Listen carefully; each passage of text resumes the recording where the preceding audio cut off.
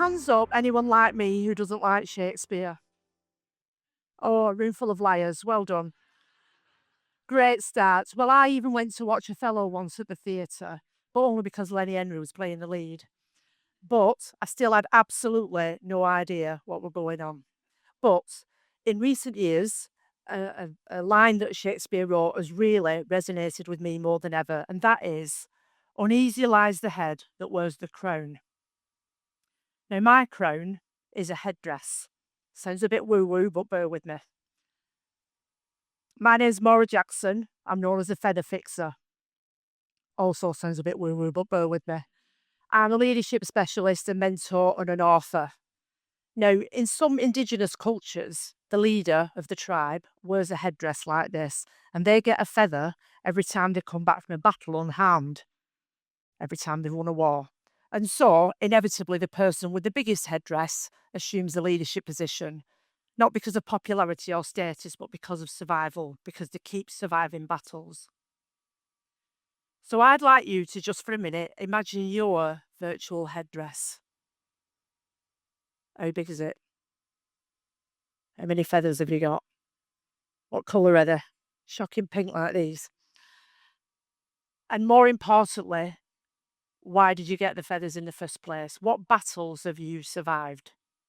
Why am I talking to you about feathers? Well, if we go back just 6 years to when I was 49, planning my 50th.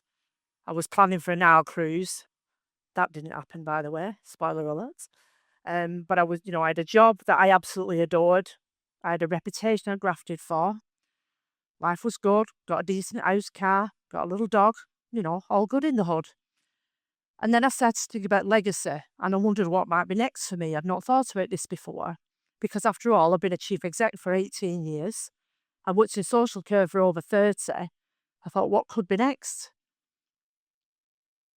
What could be next? What is the next line? We've no idea. Now, when you're doing a TEDx talk, you're supposed to learn your lines and not use cards. However, I'm a woman that doesn't take risks. So my cards are in my bra. So now I have forfeited the chance to be the 1% that go viral. I will be going viral for all the wrong reasons, but never you mind. So I'd won absolutely gazillion leadership awards, clearly not for keynote speaking.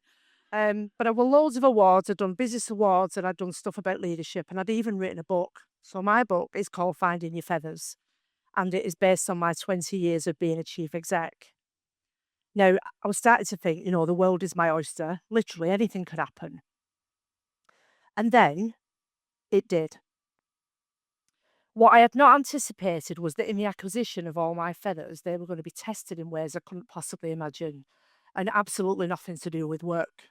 So it might surprise you to hear that my most demanding leadership role has actually been being a nan to my 2 grandchildren. Because nothing in my life has required more courage or resolve.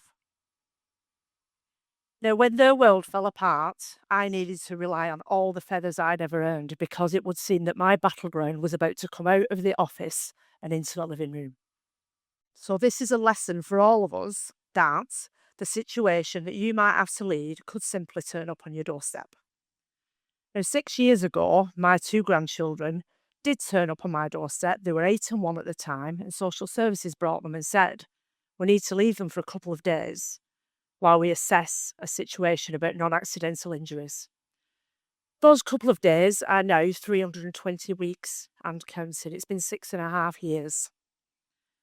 Now, the physical injuries were on the baby. He was 1 at the time, and they had been inflicted by my daughter's partner. Black eyes, bruising. Now, my daughter wasn't present at the time that the injuries were inflicted, but because she felt coerced and frightened in the relationship, she stood by the aggressor. And that was enough for the system, quite rightly, to intervene. Now, according to the Department for Education, today in England, there are 84,000 children in the care system. There are a further 130,000 in kinship foster care. Now, kinship care means where a young child or a young person is looked after by a family member or a friend as opposed to the state. Kinship carers are keeping the child protection system afloat. People like me, an invisible workforce. And I think, in my experience, that workforce has lost its humanity. Now, I'd worked, obviously, as I mentioned, for 30 years in social care. So I've worked in prisons, I've worked in hostels, I've worked in supported housing. That has been my life. Safeguarding has been my world. And I understand the system, but I didn't understand this. I did not understand having to be assessed for 9 hours to look after my own grandkids. That just seemed ridiculous to me. I didn't understand the fact that my mum, who was 75, had to have a DBS check to have access to those children and help me. I didn't understand that, I ended up moving house 3 times, getting a bigger mortgage and putting my retirement age back by 12 years. And I did not understand or anticipate the level of scrutiny that would come with being a kinship carer. They want to know the ins and outs of a cat's backside, your values, your relationships, your friendships, how you make decisions, your everything about your life is scrutinised. Even our Shih Tzu dog had an 8-page risk assessment, which fortunately for us, he passed. In the process, I was required to provide written references on my parenting ability, and when I couldn't provide enough, they suggested contacting my ex-husband, a man I'd not spoke to for nearly 15 years. I said, no, thank you. That didn't go down well. And from the day one, my daughter was given 5 contact visits a week to keep in contact with the children. So this was in our home, 4 evenings a week after work and 1 day at the weekend. It was intense. Now, during that time, she hardly spoke to us. She was very hostile, somehow blaming me for what had gone on. So I ended up feeling like I was grieving for somebody who wasn't even dead. She sat there on the sofa, drinking me brews. Rude. But, you know, this situation went on and on and on. And I didn't know it was only supposed to be in place for 13 weeks. So constant changes in social workers meant it just never got reviewed. And 12 months in, a social worker, a new one, said, why are you still doing this? Like 5 visits a week? This is mental. How are you coping? I said, I'm not. I've been prescribed antidepressants. We once were given 1 hour's notice to take the baby for a full body x-ray at the hospital. And they said, if you can't drop everything now and take him immediately, we'll send a stranger to pick him up at nursery and they'll take him. I said, no, I'll do it. In a multi-agency meeting, a social worker referred to him as prime adoption fodder because of his young age. You can imagine what I said. It's certainly not fit for this room, but it went along the lines of, he's not fodder, love. He's my grandson. And, there's so many other things. And during this whole process, my car was coincidentally vandalised 4 times. The final time, on my birthday, it had acid and paint stripper thrown all over it. And that pushed me car insurance up to £2,000 a year for the next 2 years. So this is the real cost of kinship care, the human and the financial. Now, when the children first moved in, I didn't have time to become resilient. I just had to be resilient instantly. So the point of telling you this whole story in the first place is that kinship carers are not party to legal proceedings during the court process. And so that means we are not allowed in, not allowed to contribute, not allowed to influence, and also don't know what's going on most of the time. So despite what this sounds like, it's not a rant about social services, and it's definitely not a pity party. It's a rally cry. A rally cry for the kinship foster carers who are keeping that system afloat, a system that has definitely lost its humanity. That is what I've experienced. So when the grandchildren moved in, I mentioned already, I didn't have time to be resilient. I just had to, get on with it. And what I realised was that this whole situation has added to my feathers, to my headdress, but it also tested every feather I ever had. Now, as their nan, and the children call me Poppy, by the way, because I was 39 when I found out I was going to be a grandparent. And I just thought, there's no flipping way I am being referred to Nana, Grandma, oh no. So they call me Poppy. Now, as Poppy, that meant I had to remain strategic. And being strategic meant working out what mattered and didn't matter. And what mattered here was that I kept the children safe, that I engaged with the system, and that I created a defensible, documented position. And sometimes, to the people on the outside who didn't understand risk, this looked like cruelty. One of the low points in this story is that my daughter actually made false allegations about me and implied that I might have been the perpetrator of those physical injuries. Now, I can't, it was horrific. So I know she was coerced into doing it and I know she was frustrated and trapped, but I was absolutely hysterical because obviously it threw everything in the air and I was at massive risk. So in order to protect myself and the children, I had to back off then to keep us safe. I'm really good at a poker face. You wouldn't tell tonight, but I have. I'm really good at poker face at work. And, sometimes that means holding your nerve.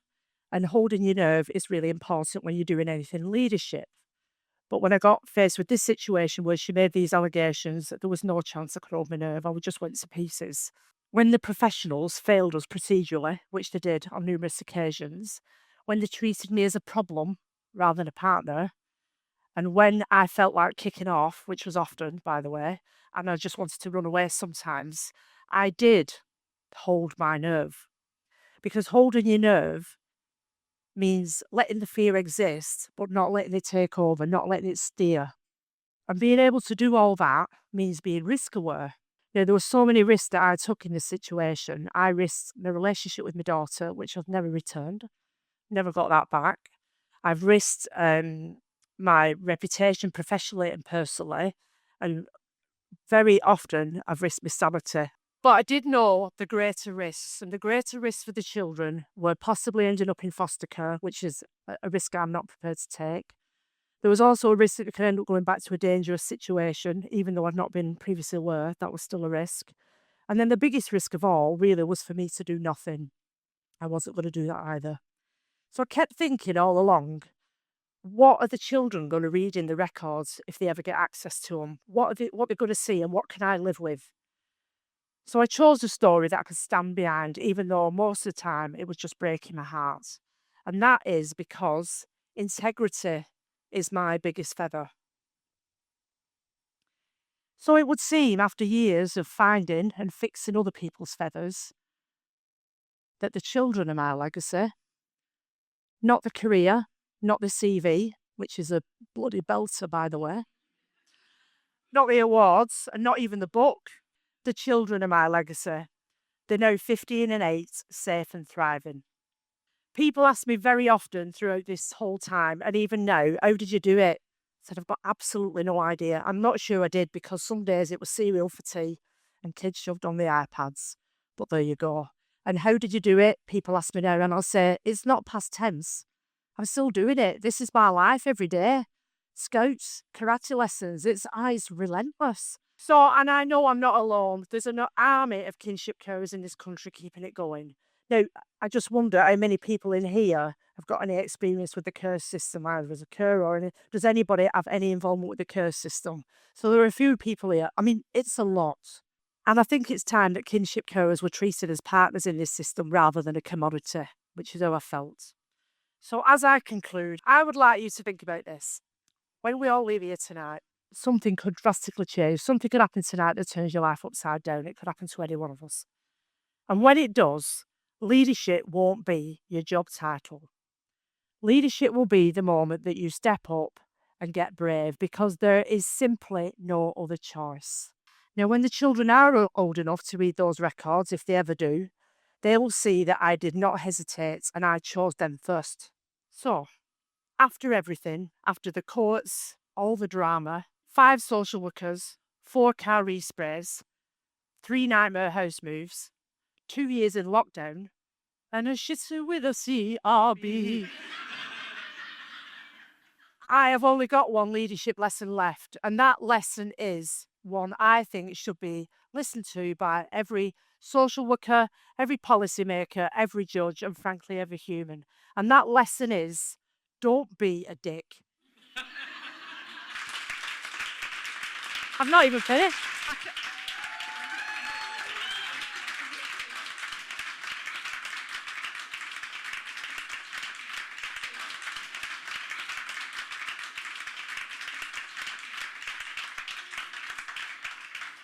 I've not even finished.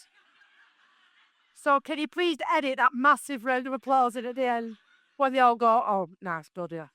So don't be a dick because I think it's northern for integrity. I think it's universal for humanity. And I think it's the greatest principle that any of us could pay forward. So, it would appear that Shakespeare was right when he said, "Uneasy lies the head that wears the crown." But what he didn't say was that crown isn't given to us. We're not entitled to it. We have to earn it, one feather at a time. Now, leadership isn't always on our terms. Sometimes we will just need to lead. And when you do, because you will, I would ask you not to be invisible and be invincible. So please count your feathers, all of them, and more importantly, make every feather count. Thank you.